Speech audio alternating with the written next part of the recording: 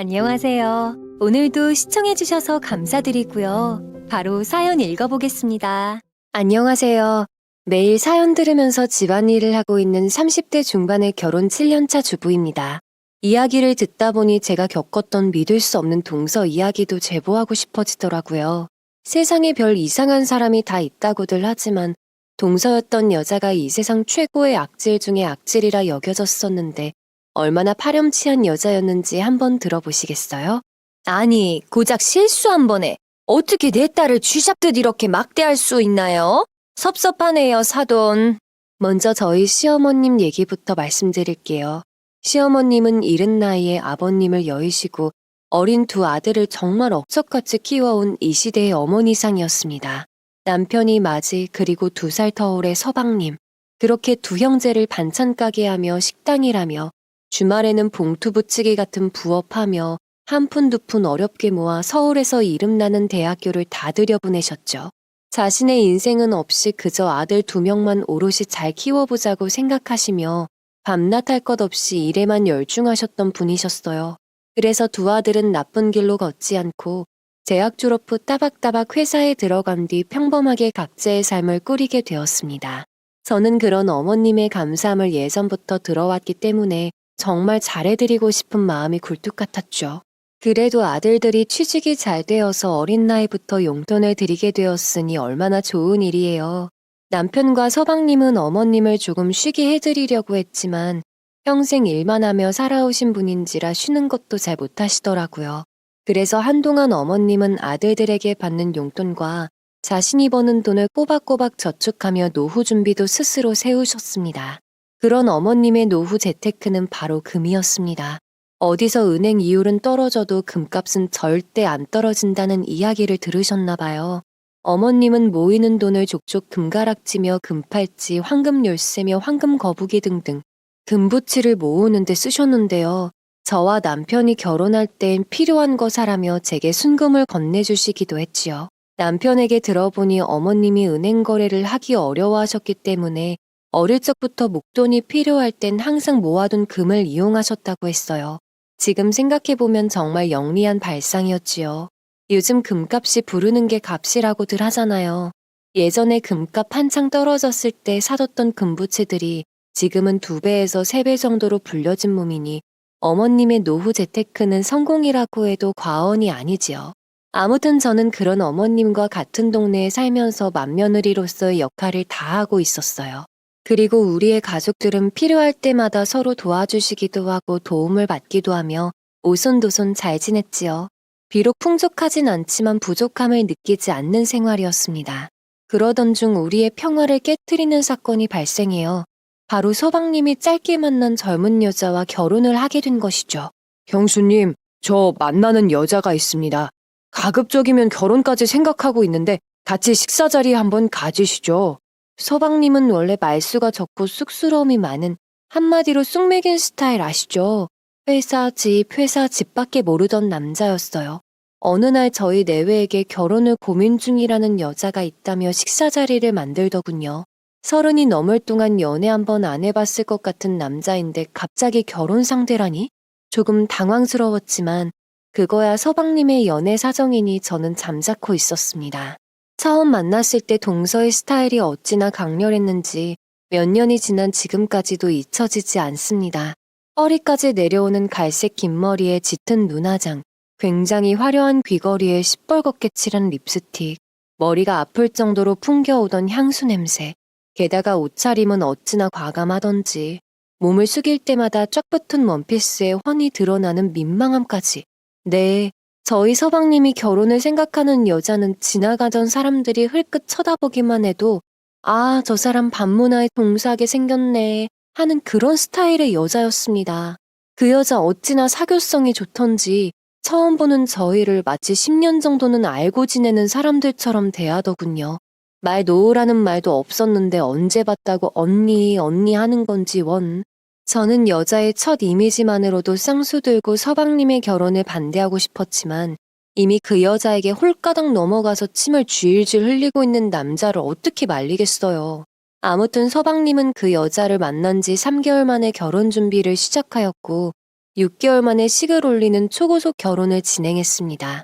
저는 마음 한편이 너무 찝찝해서 그 여자에 대한 이야기를 여러모로 캐들었는데요. 알고 보니 서방님 회사 근처에 있는 작은 와인바의 사장이더라고요. 우연한 일로 와인바를 찾았던 서방님과 만나게 된 동서. 그때 동서의 나이는 고작 20대 중반이었습니다.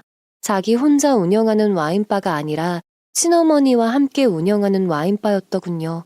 동선의 가족 구성원은 무슨 이유인지 엄마와 동서 단 둘뿐이었습니다. 결혼식 당일에 처음 뵀던 동선의 어머님 역시 굉장히 화려한 스타일이었습니다. 그 어머니의 그 딸이란 말이 절로 떠올랐죠. 저는 제가 편견을 갖고 있는 사람이었다는 사실을 그때야 느꼈습니다. 그래, 어차피 서방님이 선택한 여자니까 최대한 좋게 생각해야지. 어쩌겠어. 마음을 다잡으려고 해도 직업적 특성도 그렇고 보여지는 이미지도 그렇고 또 너무 짧은 시간 안에 결혼을 올린 것도 그렇고 자꾸 동서의 의중이 좋게 느껴지지 않았었죠. 남편 역시도 저와 같은 생각이었겠지만 형제 간의 의가 상할까봐 걱정됐는지 제게 너무 안 좋게만 생각하지 말라고 했어요. 자기도 노력하고 있다고. 그래서 저도 동서를 좋게 생각하려고 무던히 애를 썼습니다. 먼저 연락해서 안부를 묻기도 했고 생일을 챙겨주기도 했죠. 가사일에 서툰 동서를 위해 김장김치며 각종 밑반찬을 챙겨주기도 했습니다. 어린 나이에 결혼을 하고 우리의 가족이 됐으니 여동생이다 마음 먹으려고요. 하지만 대화를 나눌수록 동서는 참 삐뚤어진 정신세계를 가지고 있었습니다. 언니, 제가 얼마나 남편하고 꽁냥하려고 노력한 줄 아세요? 요새는 취집이라고 하잖아요. 그 회사 다니는 남자 중 한 명 만나서 평생 벌어다주는 돈으로 오전에는 피부과 다니고 저녁에는 마사지 다니고 주말에는 호캉스 즐기는 삶이 꿈이었거든요. 마침 착한 남편 만나서 얼마나 다행인지 몰라요. 아니, 아무리 제가 편해졌다고 해도 그렇지 이게 형님이란 사람한테 할 소린가요? 이런 말을 서스럼 없이 내뱉는 여자. 다른 분들은 이해하시나요? 물론 좋은 직장 다니고 월급 따박따박 잘 버는 남편이야 너무 감사하다마는 그렇게 대놓고 자신의 꿈이었다는 듯 말하는 게 저는 어찌나 민망하던지 마치 서방님을 돈 그 자체로 여기고 작정하고 꼬셨다는 거잖아요. 저는 너무 기분이 나쁘고 싫었습니다. 서방님은 사랑해서 결혼한 느낌이었는데 이 여자는 돈과 직업만 보고 결혼한 것처럼 느껴졌어요. 제 얼굴에 불쾌한 감정이 그려졌는지 동서는 그 다음부터는 수습해보려고 노력하는 것처럼 보였습니다. 아무튼 저는 그 대화 이후로 동서와 가까이 있으면 안 되겠다고 다짐했습니다. 그래도 한동안은 서방님과 동서가 잘 지내는 듯이 보였어요. 서방님의 프로필 사진에는 항상 다정한 두 사람이 찍혀 있었고 어머님을 통해서 안 좋은 소리가 흘러들어오거나 하는 일은 없었거든요. 그래, 말만 그렇게 철없이 하고 사실은 잘 사나 보다. 내가 너무 색안경을 끼고 있었나 보다. 잘 살아서 다행이네. 생각하고 있던 어느 날 우려하던 사건이 터졌습니다. 그날은 어머님의 생신날이었어요. 마침 어머님 생신은 평일이었기에 저녁에 파티 겸 간단한 식사를 하기로 했죠. 저희 부부, 서방님네 부부 모두 어머님 댁에 모였습니다. 저는 주방에서 마무리 뒷정리를 하고 동서는 거실에서 과일을 깎으며 식구들과 이야기를 하고 있었어요. 어머님 댁에 처음 온 동서는 특유의 부침성과 활기찬 모습으로 대화를 주도해 나가더군요. 철딱서니 없는 말만 제발 하지 마라. 속으로 생각하며 저는 등 뒤에서 들려오는 대화에 귀를 기울였습니다. 어머님, TV 아래에 있는 이건 뭐예요? 그때 동서가 무엇인가를 발견한 듯해 보이더군요. 저도 고개를 돌려서 동서를 살펴봤습니다. 동서는 거실장 아래에 놓여있던 보석함을 꺼내는 중이었습니다. 제가 앞에 설명드렸던 어머님의 재테크인 금부치를 모아놓는 상자였어요. 세상에, TV 서랍장 아래 깊숙이 넣어둔 것을 어떻게 봤나 몰라요. 저는 그걸 꺼내는 동서를 보자마자 불안함이 느껴졌지만 어머님은 별로 대수롭지 않다는 듯 말씀하시더군요. 그거 금 모아두는 상자야. 내가 뭐 재테크고 뭐고 잘 모르니까 옛날부터 금으로 좀 모아두고 있지. 세상에, 어머님 완전 똑똑하세요. 요즘 금값 장난 아니잖아요. 세상에, 이거 다 순금인 거예요? 와, 저 순금으로 만든 거북이 이렇게 큰 거 처음 봐요. 이거 몇 돈짜리예요? 와, 어머님 금을 모으셨구나. 몰랐어요. 아니나 다를까 동서는 그 자리에서 보석함 안에 있는 금붙이들을 하나하나 건드리기 시작했습니다. 어머님이 모아둔 것 중 가장 큰 금거북을 들었다 내리질 않나, 순 금가락지를 자기 손가락에 껴보질 않나, 금귀걸이를 귀에 대보질 않나, 눈이 반짝거리며 들뜬 동서를 뒤에서 보고 있자니 괜한 불안함이 자꾸만 엄습하는 거예요. 뭔가 이것 때문에 문제가 생길 것 같은 기운이랄까? 원래도 돈을 좋아하는 여자라서 그런가 저는 서방님이나 남편, 어머님 중 아무나 그 행동을 말려주길 바랬지만 그저 동서가 들떠있는 모습을 과일 먹으며 지켜만 보더군요. 저는 후다닥 뒷정리를 마치고 자리에 들어가서 앉았어요. 동서는 그제야 손가락에 끼웠던 반지를 보석함에 하나하나 정리하더라고요. 어머님 홀로 두 형제 엄청 어렵게 키우셨잖아. 한 푼 두 푼 모은 걸로 노후 대책도 준비하시고 두 아들 장가도 보내신 거지. 어머님, 이거 노후 자금이시잖아요. 이렇게 중요한 걸 왜 여기에 놓으셨어요? 도둑이라도 들면 어떡하려고요. 이거 집에 놔두실 거면 어디에 꽁꽁 잘 놔두세요. 저는 보석함을 잘 닫은 뒤 다시 거실장 밑으로 쑥 밀어 넣었습니다. 들떠있던 동서에게 이건 어머님의 노후 자금이니 건들 생각하지 마라 라는 뉘앙스를 풍기고 싶어서 일부러 힘있게 말했죠. 동서는 제 행동이 무안했는지 별말하지 않았지만 저는 이유 모를 불안함이 등끝에서부터 계속 느껴지더라고요. 불안함을 감지하는 여자의 촉 같은 거요. 아무튼 어머님 생신날은 그렇게 마무리를 잘 하고 헤어졌습니다. 그리고 얼마 후 제게 동서의 전화가 걸려왔어요. 형님, 오늘 어머님 병원 정기검진 가시는 날이죠. 마침 오늘 저 쉬는 날이거든요. 남편이 태워준다고 해서 이번에는 제가 모시고 다녀올게요. 갑자기? 네! 저도 어머님과 시간 좀 보내고 그러려고요. 걱정 마세요. 참 이상한 일이었습니다. 이런 일이 결혼 이후에 처음 있었던 거거든요. 평소 어머님께 전화 한 통 드리지 않던 동서가 갑자기 어머님 병원을 직접 데려가겠다고 한다니? 이제부터라도 정신 차리고 잘 하려고 하는 건가? 저는 그래, 조심히 모시고 잘 다녀와 라고 전화를 끊고 고개를 갸웃거렸습니다. 사실 피곤하기도 했고 해야 할 일도 쌓여 있었기에 별 대수롭지 않게 넘어갔죠. 퇴근하고 돌아온 남편한테 오늘 동서가 이랬다고 말하니 이제 가족 구성원으로 행동하려나 보다 하고 여기더군요. 오히려 남편은 어린 동서가 싹싹하게 행동하려고 노력하는 걸 기특해하기도 했고요. 저도 그런가? 그래, 좋은 게 좋은 거지 하고 생각했습니다. 이때까지는 몰랐어요. 설마 했죠. 그리고 한 달 뒤 가족 식사 약속이 잡혀서 다 같이 식당에 모여서 밥을 먹는 도중 저는 동서 손가락에 비현실적으로 반짝거리는 반지 하나를 보게 되었습니다. 아무런 무늬나 보석이 박히지 않은 투박한 금가락지. 20대 중반인 동서가 자기 돈으로 샀다고 절대 여겨지지 않는 전통적인 디자인의 샛노란 순 금가락지였죠. 설마 하는 마음에 저는 식사가 끝난 다음 어머님을 모셔다 드리며 넌지시 물었어요. 어머님, 혹시 동서한테 금반지 주셨어요? 아까 식사하는데 동서가 못 보던 반지를 차고 왔더라고요. 모양이 꼭 요즘 시대 것 같지 않아서 여쭤봐요. 안 그래도 그날 내가 하나 줬다. 결혼할 때 둘째한테 프로포즈 반지 못 받았다고 서운해하길래 내가 반지 하나 가지라고 했지. 네? 동서가 그런 얘기를 했어요? 아이고 어머님, 그건 서방님네 일인데 어머님 거를 왜 쓰셨어요? 동서도 참 어머님한테 못하는 말이 없네. 앞으로는 어머님 노후 자금 절대 나눠주지 마시고 그냥 갖고 계세요. 큰돈 들어갈 때 있으심 저희랑도 상의하시고요. 아셨죠? 세상에나 아니나 다를까. 동서의 손에 끼워져 있던 반지는 어머님의 노후 보석 중 하나였습니다. 아무리 우리 어머님이 성격 순하다곤 하지만 자기 프로포즈 반지 못 받았다는 것을 굳이 왜 이야기를 했을까요?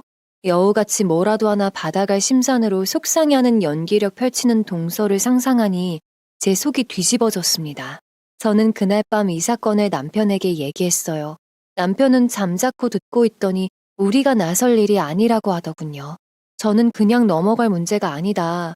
서방님한테 얘기해야 하는 거 아니냐 강력하게 주장했지만 형제 간의 의가 상할까 걱정하는 남편은 그냥 하나의 간단한 해프닝으로 생각하라는 듯 했어요.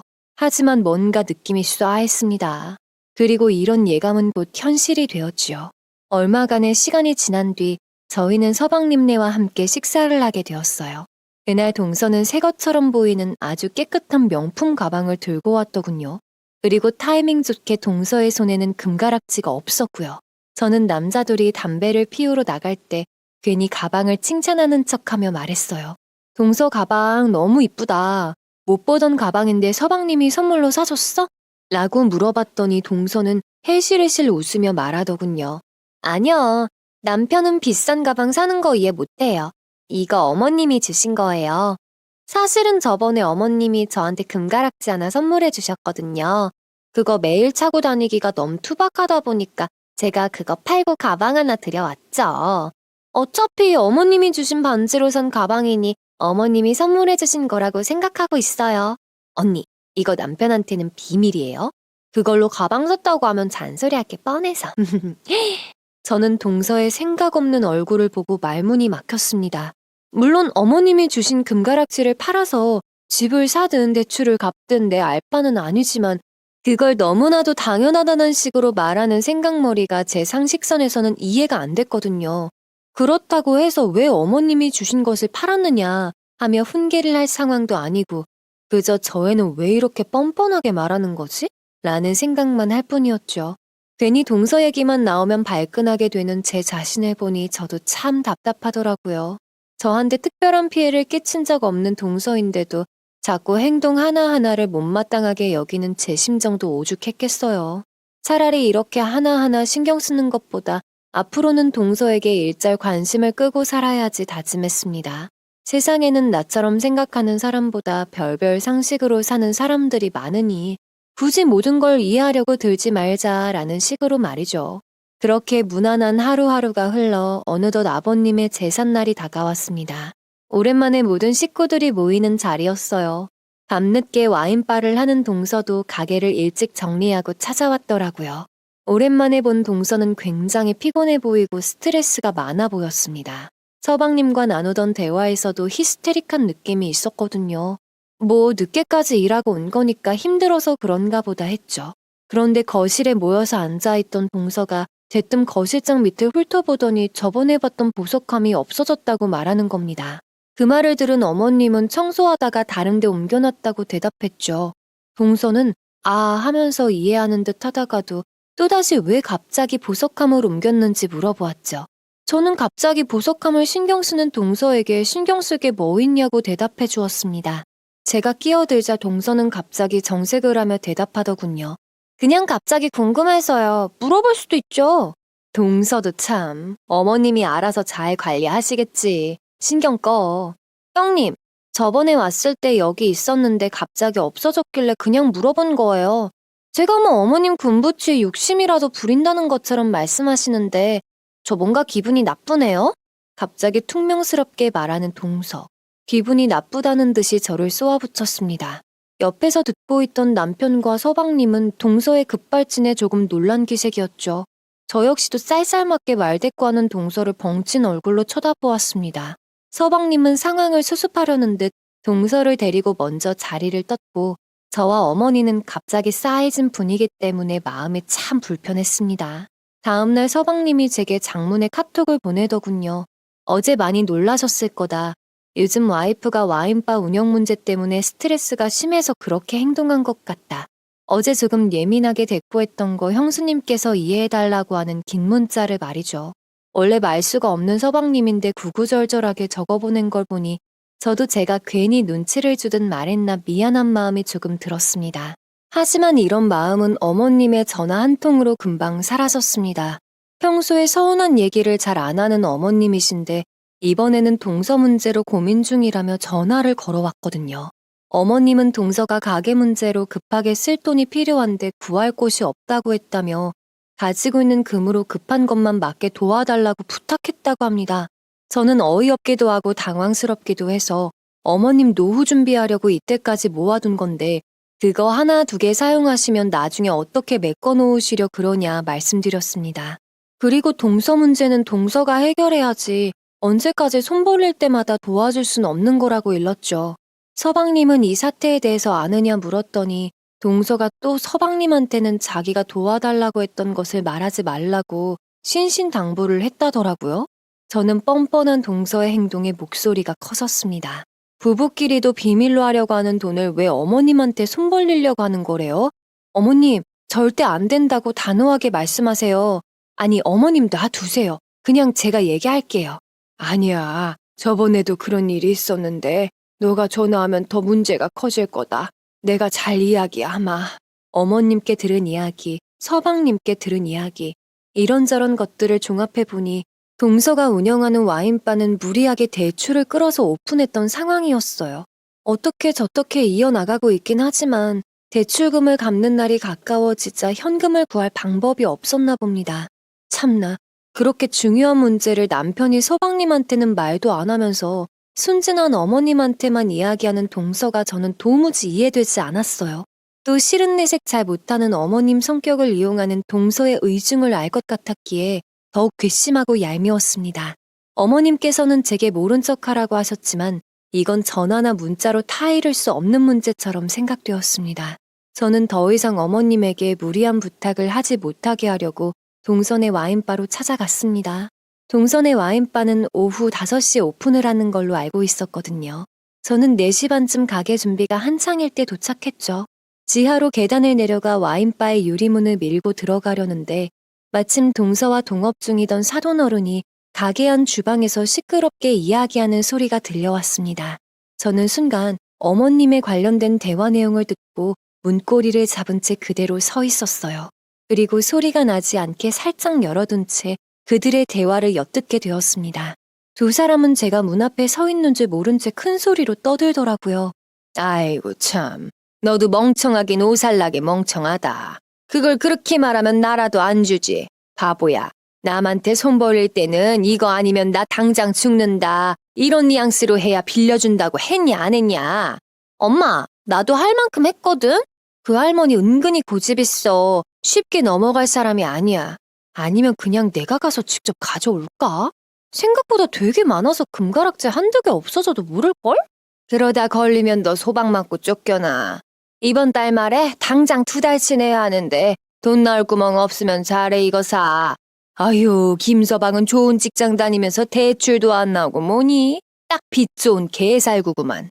사돈어른의 막말과 동서의 목소리. 동서는 서방님이 저번에 한번 돈을 빌려준 거 가지고 아직까지도 생색을 낸다며 뒷담화를 늘어놓기 시작했습니다. 게다가 서방님은 물론 어머니와 저에 대한 험담까지도요. 저는 두 사람의 목소리가 카운터 쪽으로 가까워지는 것을 느끼곤 조심스럽게 문을 닫았고 소리가 나지 않게 계단을 올라왔습니다. 밖으로 나와서 택시를 잡는데 손이 덜덜 떨리더군요. 무리하게 오픈한 와인바의 대출금이 얼마나 큰지는 모르지만 내가 직접 가져올까? 라고 장난스럽게 말하는 동서의 목소리가 귓가에서 자동으로 재생되어지는 것 같았습니다. 두 사람은 처음부터 계획적으로 어머님의 노후 자금을 건드릴 생각이 있다는 거였죠. 저는 이 사실을 어머님이나 남편에게 다 말해야 할까 생각했지만 아직 일어난 일이 아니었기에 신중해야 한다고 느꼈습니다. 괜히 아무런 증거 없는 상태에서 불화의 불씨만 키우는 거란 생각이 들었거든요. 가뜩이나 동서와 제 사이가 좋지 않다는 것을 가족 모두가 알고 있었기 때문에 제대로 된 증거가 없으면 괜한 이간질로 비춰 보일 것이 뻔하기도 했고요. 동서가 어머님을 보고 할머니라고 부른 것도 서방님에게 이미 돈을 빌린 적이 있다는 것도 너무나도 마음이 아프고 괴로웠습니다. 어쩌다 똑똑한 서방님이 저런 여자와 엮이게 된 걸까?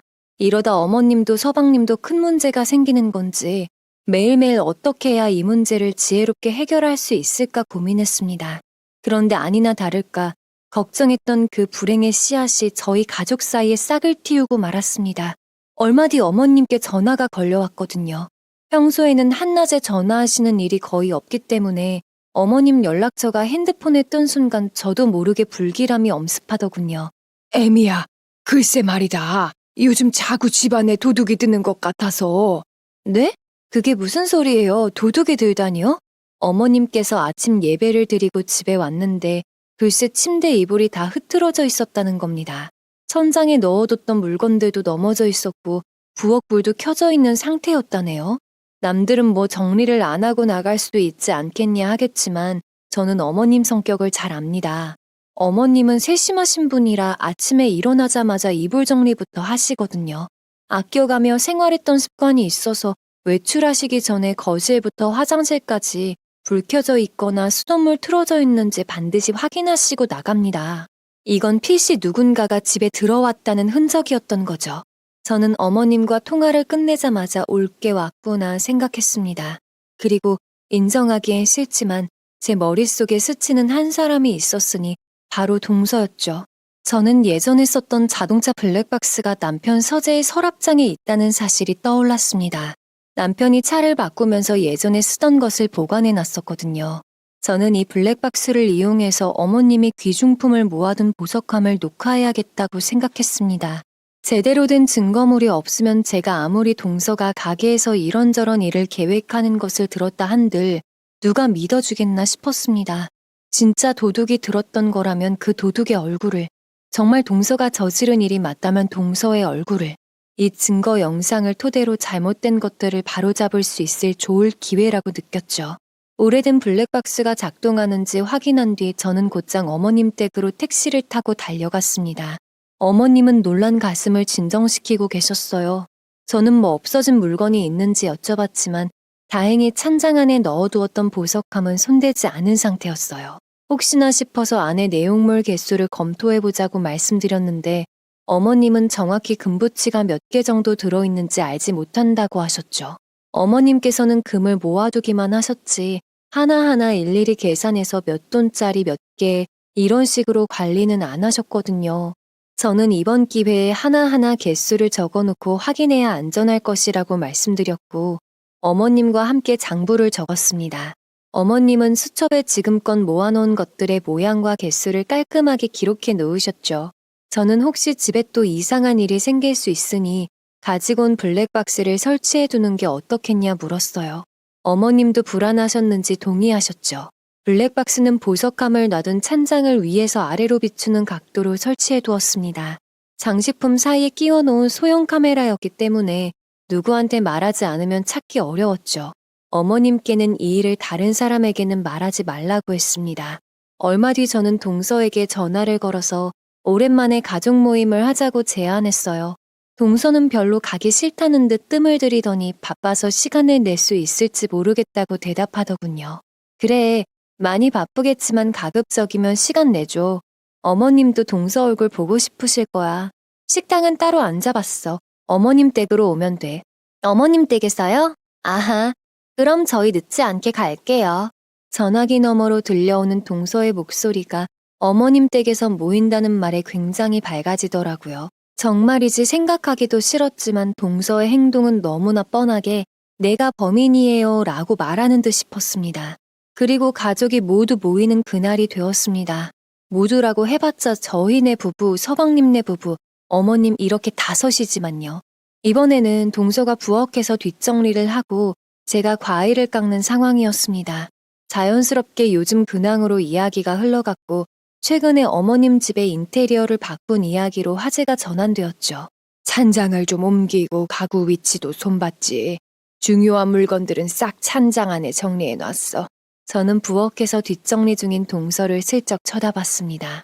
동서는 자기 등 뒤에 있는 찬장을 훑어보는 중이었고 그곳에는 어머니의 금부치가 모여있는 보석함이 깊숙한 곳에 들어가 있었습니다. 그날 동서는 특별한 행동을 취하지 않고 집으로 돌아갔습니다. 아무리 동서가 사정이 어렵다 한들 사람들이 모여있는 날 그렇게 대뜸 물건에 손을 댈 리도 없었고요. 그러다 며칠 뒤 다시 어머님에게 전화가 왔습니다. 얘야, 집으로 곧장 와봐라. 큰일이 생겼어.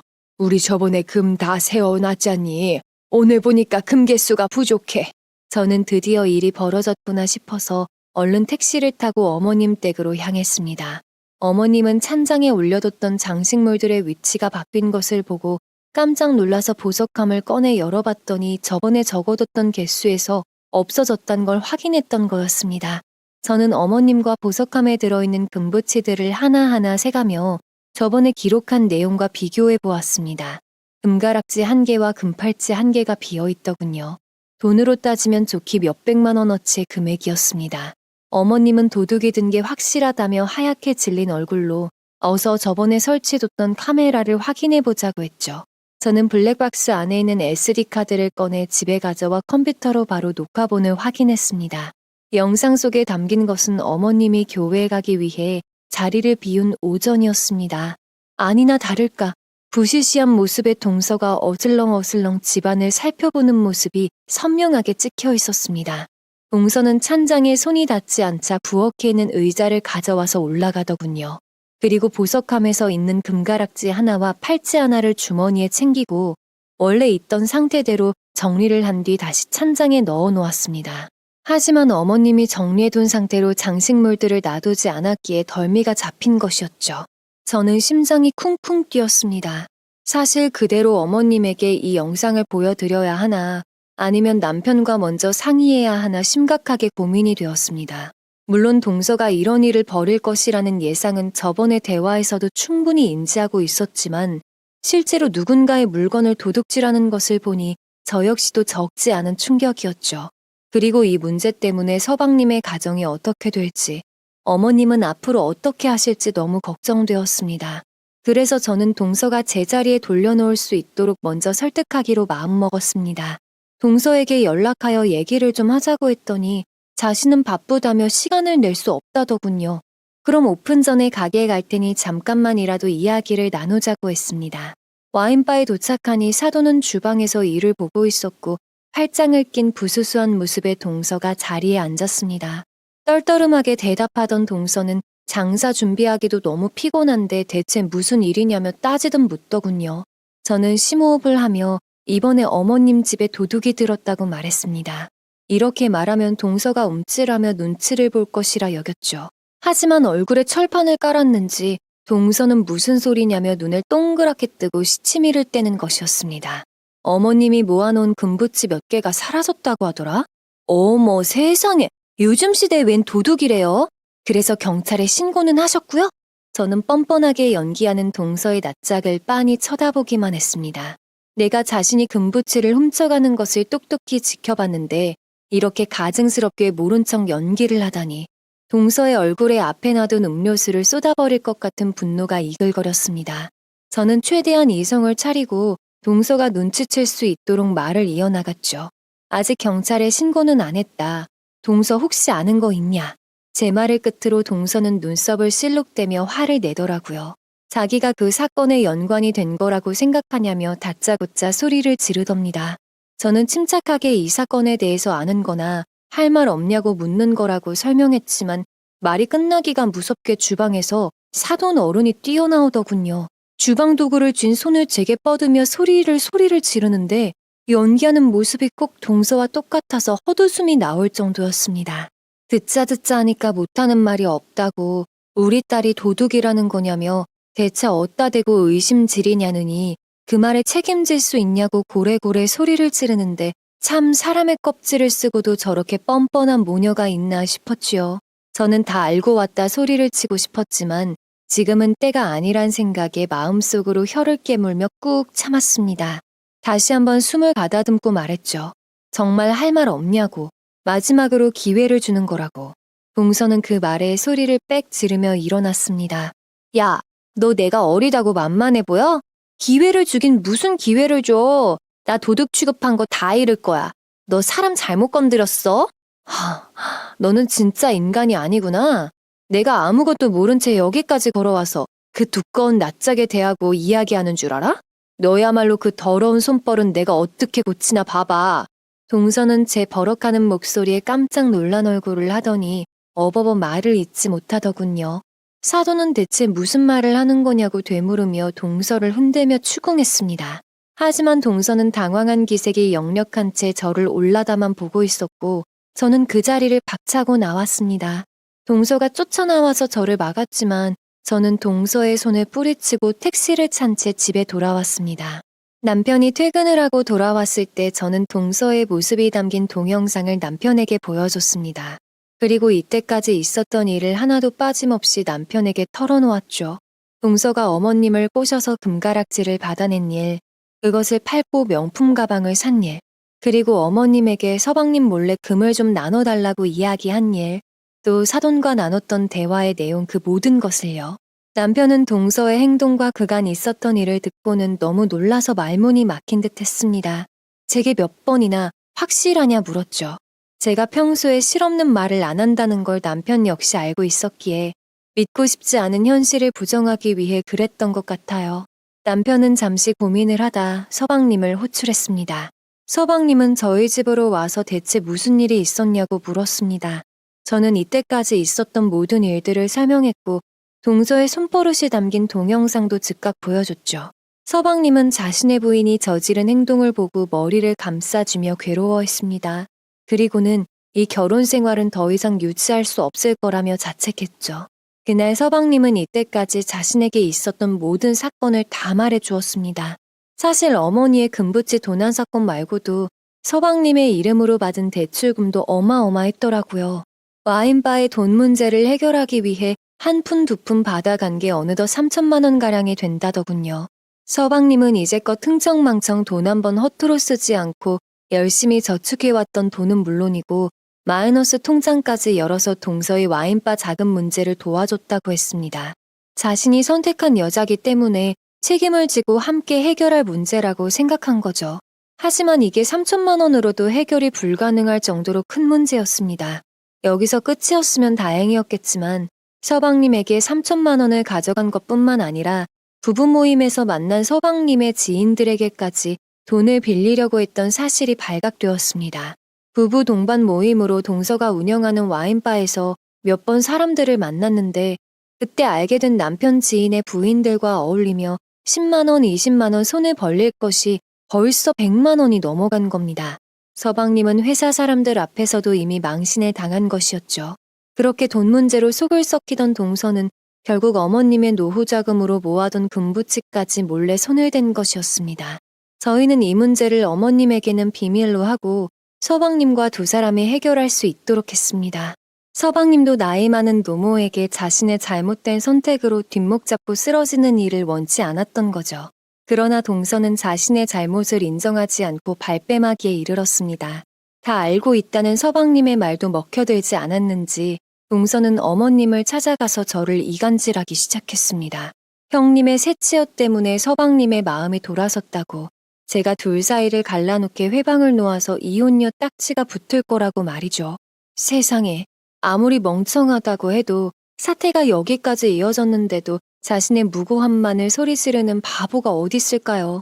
저는 세상에 그렇게 멍청한 사람은 없는 줄 알았는데 그 여자가 바로 저희 동서였습니다. 다음 날 어머님이 저를 호출하셨습니다. 저는 결국 어머님에게도 다 보여드려야 이 상황이 해결될까 하는 마음에 동영상 파일과 노트북을 든 채로 어머님의 집에 찾아갔습니다. 어머님 댁에는 동서뿐만 아니라 사돈까지도 함께 있었습니다. 사돈은 팔짱을 낀 채 대문으로 들어오는 저를 노려보고 있었고 동서는 눈물 콧물을 쏟으며 억울해하고 있더군요. 어머님은 굳은 얼굴로 제게 어떤 상황인지 낱낱이 말해달라고 하셨습니다. 저는 이 문제는 서방님과 동서의 문제이기 때문에 더 이상 제가 왈가왈부하면 안 될 것 같다고 말했죠. 저는 서방님께 연락을 드렸습니다. 서방님은 회사를 조퇴하고 곧바로 어머님 댁으로 들어왔습니다. 당신 진짜 추한 모습 남들 앞에 다 보이고 싶어서 그래? 우리 둘이 해결하기로 했잖아. 이게 대체 무슨 짓이야? 저 여자 원래부터 나를 못마땅했어. 무슨 얘기를 들었는지는 몰라도 하룻밤 사이에 갑자기 이혼을 하자는데 내가 어떻게 가만히 있어? 옆에 앉아있던 사돈 어른은 앙칼진 목소리로 서방님을 나무랐습니다. 아무리 줏대가 없는 사람이라 해도 이혼을 이렇게 간단히 결정하는 사람이 어딨냐고 말이죠. 자기 딸이 결혼하자고 하면 하고 헤어지자고 하면 헤어지는 사람이냐며 어떻게 남자가 그렇게 무책임하게 구냐고 채근하는 모습이 가관이었습니다. 서방님은 가증스럽게 울고 있는 동서의 얼굴을 빤히 쳐다보고 있다가 제 노트북을 뺏어들더니 바탕화면에 놓아둔 동영상 아이콘을 클릭했습니다. 사돈과 동서는 갑자기 노트북을 들이미는 서방님을 멍하니 보고 있다. 동영상에 나오는 동서의 모습을 보고 화들짝 놀란 얼굴이 되었지요. 그전까지 눈물 콧물 쏟으며 억울하다고 가슴을 치는 여자는 어디로 갔는지, 눈에 쌍심지를 키며 서방님을 욕하던 아줌마는 어디로 갔는지 모두들 숨죽여 동영상 속의 여자를 바라보고 있었죠. 네, 바로 동서의 그 행동이 어머님뿐만 아니라 사돈 그리고 자신까지 모두에게 까발려지는 상황이었습니다. 동서가 재빠르게 주머니에 금팔찌와 금가락지를 넣는 장면과 다시 처음의 모습처럼 정돈하는 장면까지 선명하게 하나하나 다 찍혀 있었던 그 동영상. 결국 모든 사람에게 그 추한 모습을 다 보이고 말았던 거죠. 저는 당당하게 말했습니다. 얼마 전부터 어머님 댁에 도둑이 들어온 것 같다는 말에 제가 블랙박스를 설치했다고요. 정말 도둑이 들었던 거면 경찰서에 현장 모습을 제출하려고 했었는데 그 사람이 동서였다는 사실이 믿을 수 없었다는 말도 함께요. 가급적이면 동서가 알아서 용서를 빌길 바랬지만 시치미를 떼고 저에게 소리치는 모습이 기가 막혔다는 말도 덧붙였습니다. 제 말을 듣는 사돈과 동서의 얼굴은 새파랗게 질렸고 갑자기 무릎을 꿇더니 동서는 어머님 앞에서 용서를 구하기 시작했어요. 어머님, 이건 제가 잘못했어요, 어머니, 이건. 내가 그렇게 기회를 줬는데도 꼭 이런 사단이 나게 해야 했어? 이 사태는 너가 만든 거야. 어머님, 정말 잘못했어요. 제가 너무 힘들어서 너무 급전이 필요해서 잘못했어요, 어머님. 동서는 어머님 앞에 무릎을 꿇고 손을 싹싹 빌었지만 어머님은 동영상에서 얼굴을 뗄 수 없었습니다. 자기 딸이 도둑질을 하는 모습을 눈앞에서 여실히 보게 된 사돈 역시 민망했는지 입을 꼭 다물고만 있더군요. 서방님은 자기 얼굴에 침 뱉는 일을 한 것 같다고 말하며 어머님 앞에서 다시 한번 이혼을 하겠다고 선언했습니다. 동서는 이혼만큼은 싫다고 떼를 쓰며 자신의 잘못을 어린아이처럼 빌었죠. 저 같으면 이런 상황에서 너무 민망하고 창피해서 한마디 말도 못할 것 같았지만 낯짝 두꺼운 동서는 이혼만은 안 된다고 몸을 버둥거리며 서방님께 매달렸습니다. 서방님은 자신의 다리에 매달린 동서를 손으로 냉혈하게 떼어내며 차가운 눈빛을 쏘아보더라고요.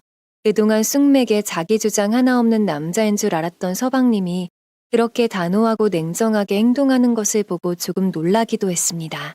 어머니, 저 이 일 하나 가지고 결정한 일 아니에요. 이 사람하고 함께 살았다간 앞으로 제 인생이 더 힘들어질 것 같아요. 어머님 마음에 상처를 주는 일일 수 있겠지만 아이가 없을 때 깨끗하게 갈라서고 싶습니다. 이런 여자와 결혼해서 죄송합니다. 아니, 아무리 그래도 그렇지. 김서방, 이건 우리 딸이 잘못한 거긴 하지만 한 번 잘못한 걸로 이혼을. 한 번이요? 돈 문제가 딱 한 번이었다고요? 게다가 장모님도 다 알고 계셨잖아요. 저번에 가게에서 두 사람 얘기하던 거 형수님이 듣고 제게 다 말씀해 주셨어요. 이제 둘 다 제발 그만 좀 해요. 그렇게 돈 문제로 속이 썩어가던 서방님. 어머님의 노후 자금인 금부치를 훔친 것이 마지막 불꽃이 되어 서방님의 이혼 선언이 폭발했습니다. 그 짧은 시간 동안 서방님은 돈 문제에 너무 많은 시간을 시달려 왔었죠. 동서와 사돈이 있는 앞에서 그녀의 돈 문제를 하나하나 나열할 때마다 저는 서방님이 너무 가여웠습니다. 1년이 채 안 되는 시간 안에 이렇게 사람의 속과 돈을 갉아먹는 게 가능한 일인가 싶을 정도였으니까요. 결국 서방님과 동서는 합의 이혼을 하는 것으로 사건은 마무리되었고 우리는 동서가 없었던 삶으로 다시 제자리를 찾아갔습니다. 서방님은 짧은 결혼 기간 동안 얼마나 마음고생이 심했는지 마지막에는 건강이 꽤 많이 나빠졌더라고요. 변호사를 통해 마지막으로 법정에서 이혼 도장을 찍을 때까지 서방님은 인생의 쓴맛을 다 느낀 사람처럼 보였습니다. 저는 서방님에게 한약도 지어다 주고 상심하신 어머님을 케어하기 위해 참 애썼던 것 같아요. 그나마 불행 중 다행인 게 있다고 한다면 법원에서 이혼 사유를 동서의 유책 사유로 판단하여 위자료를 받아냈습니다. 물론 훔쳐간 귀금속 또한 별도로 다 받아냈고요. 지금 어머님과 서방님은 상처를 잊고 잘 지내고 계세요. 다행히 이번에 제 첫째 아이도 태어나서 어머님에겐 웃음꽃이 피고 있습니다. 손주 보는 것이 유일한 낙이라고 생각하실 정도로 저희 아이를 귀여워해 주세요. 서방님 역시 건강을 회복하고 하고 있는 일에 집중해서 올해는 승진 명당에도 올랐더라고요. 그 여자로 인해 액땜을 제대로 했다고 표현해도 될까요? 아무튼 저의 가족들은 늘 그랬던 것처럼 도울 건 돕고 도움받을 건 도움받으며 평범하게 평화롭게 잘 지내고 있습니다.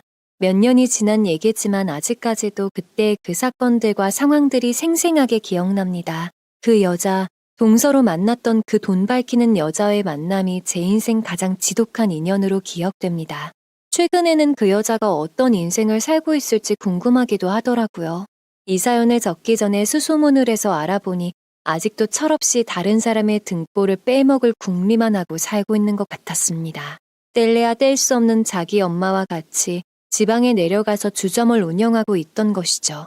그 주점은 또 어떤 돈으로 열었는지 모르겠지만 그 동네에서도 장사가 그리 잘 되진 않는 것 같습니다. 사람 잘 안 변한다고들 하잖아요. 인생 어떻게 사는지는 관심 없지만 부디 저희한테 했던 것처럼 남들에게 피해나 끼치지 말았으면 합니다. 제발요. 저는 이 일을 계기로 저는 한 가지 교훈을 얻었습니다. 제가 그렇게 오래 살아온 것은 아니지만 이것 하나만은 꼭 맞아떨어지는 것 같아요. 자신이 악한 일을 저지른다면 아무도 모를 것 같아도 그 죗값은 반드시 돌아온다는 사실. 이 이야기를 듣는 분들 모두 꼭 기억했으면 좋겠네요. 모두들 꼭 이런 못된 사람들에게 걸리지 않도록 조심하세요. 지금까지 긴 사연 들어주셔서 감사합니다. 여러분의 가정에는 평안만이 깃들길 바라면서 이만 마치겠습니다.